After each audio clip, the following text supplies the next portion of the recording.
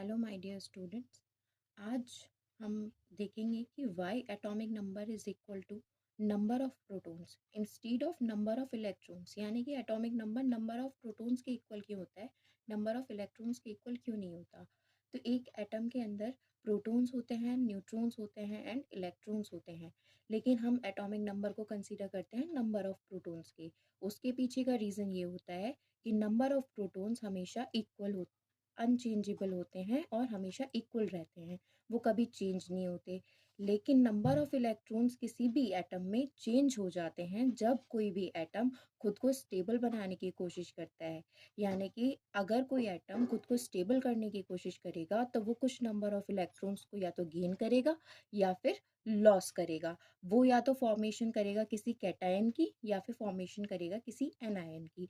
इसी वजह से नंबर ऑफ इलेक्ट्रॉन्स किसी भी एटम में स्टेबल नहीं रह पाते, सेम नहीं रह पाते, जिसकी वजह से हम एटॉमिक नंबर को नंबर ऑफ प्रोटॉन के इक्वल कंसीडर करते हैं, ना कि नंबर ऑफ इलेक्ट्रॉन्स के इक्वल कंसीडर करते हैं।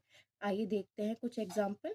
For example magnesium. Magnesium, the atomic number of magnesium is 12.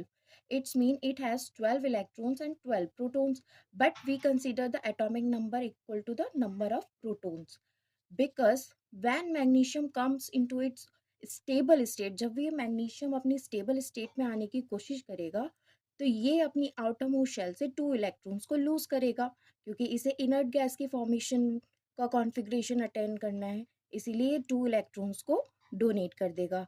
After that इसके पास कितने इलेक्ट्रॉन्स बचेंगे? 10 इलेक्ट्रॉन्स बचेंगे। अगर हम क्लोरीन की बात करें तो क्लोरीन का एटॉमिक नंबर होता है 17। इट्स मीन इसके पास 17 इलेक्ट्रॉन्स हैं एंड 17 ही प्रोटॉन्स हैं। लेकिन जब ये स्टेबल स्टेट में आने की कोशिश करेगा तो 1 इलेक्ट्रॉन को गेन करेगा अपनी कॉन्फ़िगरेशन कंप्लीट करने के लिए। तो इसी वजह से अब इसके पास नंबर ऑफ इलेक्ट्रॉन्स कितने हो जाएंगे? 18 हो जाएंगे, जो कि पहले कितने थे? 17 थे, लेकिन अब कितने हो जाएंगे? 18 हो जाएंगे। इसीलिए हम नंबर ऑफ इलेक्ट्रॉन्स को नहीं कंसीडर करते, नंबर ऑफ प्रोटॉन्स को ही कंसीडर करते हैं, क्योंकि ये चेंज नहीं होते। Thank you.